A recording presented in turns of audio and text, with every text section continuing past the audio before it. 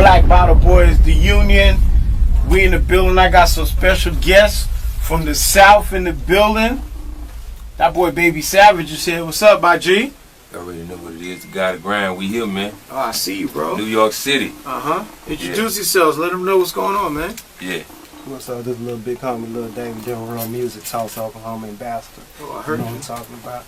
That's what it is. You already know what time it is. It's Tommy Spaulding representing Temple, Florida. Get at me. Yeah.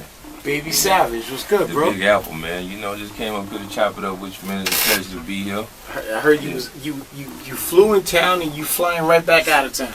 Well, I actually drove. I mean, you know what I mean. Yeah, you in and you out, pause. Yeah. As soon as I leave, y'all, I'm gone.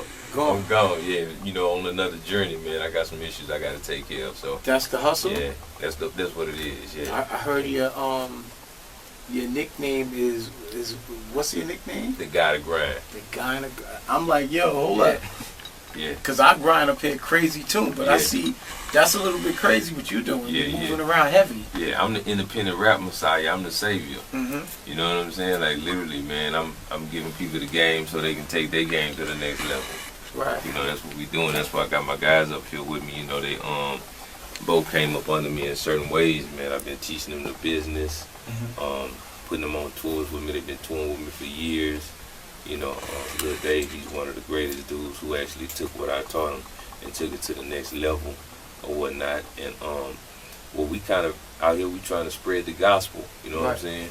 Of the future or whatnot, which is basically what I'm doing is I'm building 16 buildings, and it's gonna be the first franchise for a record label in the size of like a McDonald's or a Burger King, but it's gonna be a record label that a person can actually franchise.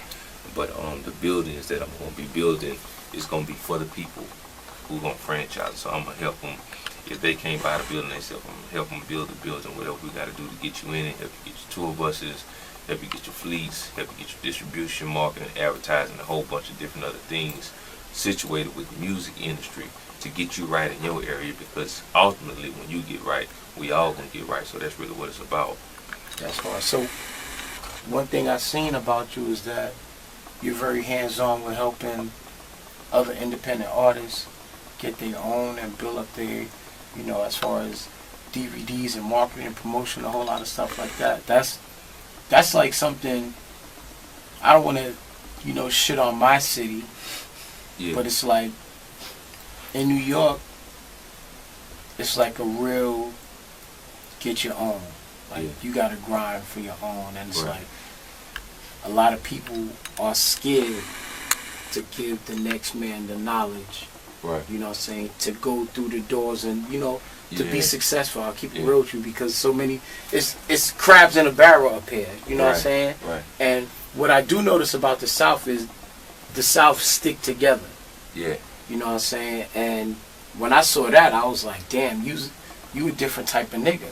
Yeah. You know what I'm saying? So I don't know if the artists that you helping really understand how big of a move that is, because probably outside of your city, your town, that's not really happening.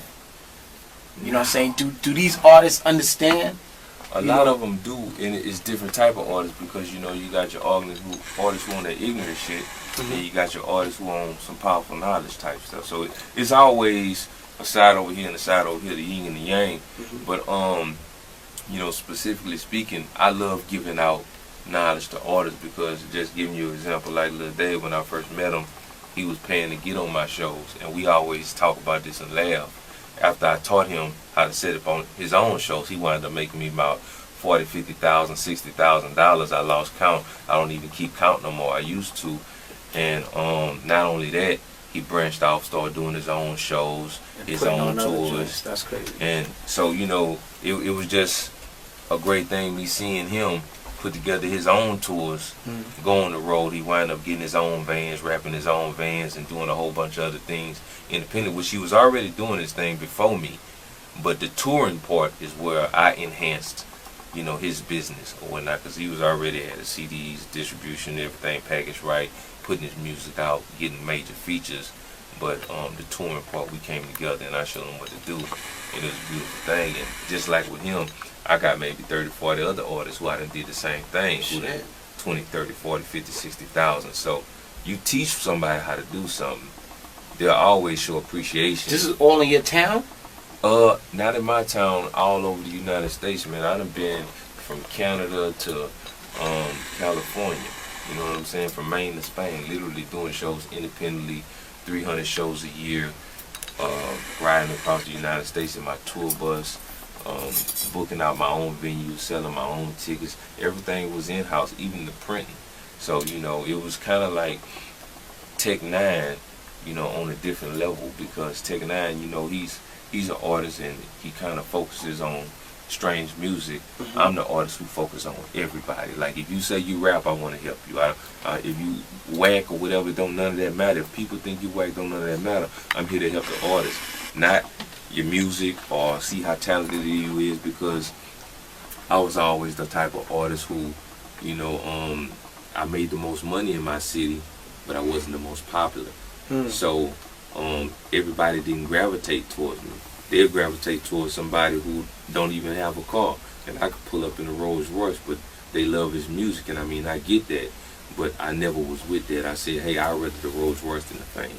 I'm keeping it real with you. So but I want the fame. So you was cool with that? I was cool with that. You know, even though I may want the fame, I'm still trying Not to... may, you want the fame. Yeah, I want the fame, but I'm focused on the money more. Right. I'd rather have a nice house, cars, and money in the bank than Get a a lot whole of bunch of people people love me. fake like you. Yeah. And So I got my homie Tommy Spaulding right here. He from Florida. Yeah, I'm from the top of Florida. But I could vouch for Baby Savage about, like, basically what he's saying is, you know, he want to be a famous rapper, but also stay a good person. And like I said, I could vouch mainly because I went through a point in my life, maybe about 2 years ago, when I lost everything. I lost my money, I lost my girlfriend, I lost everything. You know what I mean? My so-called best friends couldn't help me with nothing. Right. Baby Savage called me up and said, bro, you already know what time it is, come move in with me. Move me in, you know what I mean? He told me you gotta pay me nothing, taught me the game, and from that point on, I just been running with it. He's a great mentor, so I could vouch for him, man. He's a solid dude. Bro, who are you, bro? Dude. What type of the shit I'm hearing is blowing me away. I'm keep it real. I mean, I did my little research and I'm like, okay, you helping all these artists in all these cities. I'm like, all right, that shit is, like I said, where I'm from. You know what I'm saying? Where we from, and I'm not talking. I got my New York, Jersey homies. They here. They gonna tell you that shit is foreign language. What I'm hearing right now. Right. You know what I'm saying? I respect that shit, but I respect that shit. You know what I'm saying? Like, for me, as a nigga who play records, like, sometimes I might not always play the artist that has the best music. Right. Sometimes I'll play an artist that I fuck with because I respect their grind. Right. You know what I'm saying? I seen you come from here to there, and I got 2 records left to play. Before I play that new record, I'm gonna play your new record because I understand, you know what I'm saying, your struggle. I understand what you went through. So in my mind, now, nigga, I just want to support you. You know what I'm saying? True story. Because if me supporting you is gonna help you support all of these other motherfuckers that you helping, like, nigga, that's a big deal to me. You know what I'm saying? Word. That's Word. real. That's And real. I really, you know, it's like I said, it's foreign language to me. Yeah. But I super respect it. I see you put out your own album and shit already. So, music wise, what's going on with your music? What are you releasing? What's going on with I got that? a new single called Another Round, and I'm actually fixing to release it. I'm putting together a campaign to actually tour right now. I done mastered touring, so in my mind it's time to take my focus off of that and start focusing on radio and different other things to actually take my career to where I want it to be. Right. And not only my career, others who up under me or who looking for guidance from me. But the biggest thing musically with that is this new creation of a CD that I got, which is going to be the digital CD. I got some tech experts to actually put it together for me. And basically what it is it's still in CD format. It looks like a CD. It's a little bit thicker, but it's a digital CD. You won't be able to copy it. You won't be able to burn it, but you will be able to play it in radios, computers, CD players still. And I think it's gonna bring the game back where it needs to be so far as with sales, because like I say, everything has its time. You had the 8-track, you had the tape, you had the CD, you had the records, MP3s. Everything has an era. And now with the streaming era, which the music label saying that it's bringing the CD sales completely down again. I think that they looking for something that's gonna actually take it back up, and this is the product. Up here, if a nigga bring me a CD, that shit is like a nigga bringing me an 8-track. Right. I ain't gonna hold you. Right. Because I got 3 computers in there. My CD player don't work in nothing near one of them shits. Right. I done took the CD player out and added another hard drive in the motherfucker because it's just become like obsolete. So it's like, niggas, you saying a digital CD, in my mind I'm like, okay, digital CD. Like, and let me explain it to you too, because it's like you saying it's obsolete, right? But the powers that be, which would be Universal, Interscope, Def Jam, the people who are putting out this music, right? If they go to the CD, you have no choice but to go to the CD if that's your favorite artist. So if Jay-Z was to get a hold of this technology, 50 Cent, Birdman, a lot of these other artists, and put all of their artists on this CD, and it can't be copied, right? So as a listener, as a fan, you saying, hey, I gotta have the new album. You gotta get it. So it's gonna convert, just like the tape converted, just like the CD converted. Everything converted. It was a point in time where everything was obsolete. So it's just a matter of having the people who really got the distribution to put it out there and make it what it needs to be. Or they can say, hey, we're gonna go ahead and try to see what the streaming gonna do and see how can we capitalize off of that. And from my understanding, I've never been in a predicament where I can say, okay, I went multi-platinum, so I don't know what type of money coming from that. But from what my understanding is, going multi-platinum isn't the same as going multi-platinum streaming. So if you want to get it back to this level right here, then this is to what stream, we need to do. making sense. Right. You're making sense. Right. You know what I'm saying? Back to that physical joint. Right. That's when niggas was making dollars. Right. You know what I'm saying? Yeah. It's the main reason why the powers that be was like, let's get to this streaming shit. Right. You know what I'm saying? I don't gotta give y'all niggas so much bread. You know what I'm saying? Right. So I mean, you about your business, and that's what's up. Right. Now, as far as your projects, any artists that you working with? Yeah. I mean, I know you got your artists on your project. Features, anything like that? I got features with, like, some of the biggest features I would have to say would be Snoop. I got features with Lil Bone Crusher.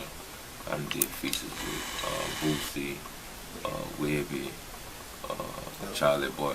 You know, I got so many features because I got over probably 20, 30 features from like national acts because I booked them as well. So I always throw whatever. Hey man, if I book you this many shows, you got to do me a free feature. You got to do me a free video. So you know, I get all my features like that. I actually work for them. I never was actually given something like this. Hey, let me throw you something on the track. So and I'm the type of person I don't want nobody to say, hey man, you owe me. So I'm gonna go ahead and put my work in for you, and then after I put the work in for you, do what you're supposed to do for me, and we're gonna get it in like that. So I got tons of features, man. But I don't even focus on them really because, you know, you could mess with certain artists, and you can spend as much money with them as you can. They won't even post you on their Instagram. Oh, that's a fact. But then they will go post a person on their Instagram who ain't made them $1. You ain't $1. saying, bro, I already know where you're going with this. Like, we get it. Yeah. Like, I get that. 200. Yeah. I understand that. So these are guys I focus on. Lil Dave, Tommy Spaulding, Cody Brewer, my homie Soldier C, my artist Kodiak Sizzle, the guys who make me money. Those That's what are you guys fucking I praise. Right. Yeah. You know. So with you guys, y'all got projects in the mix too? Yeah, we got a lot of projects. You know what I'm saying? Like Sam was telling y'all, you know what I'm saying, we've been doing a lot of work and stuff like that for a long time. Like what he was telling you, know what I'm saying, a little bit about me. I'm from Oklahoma, I'm from Tulsa, you know what I'm saying? You know, it's like we grind it just like it is down here in New York, you know what I'm saying, but just on a smaller scale. But you know what I'm saying, we get a lot of publicity.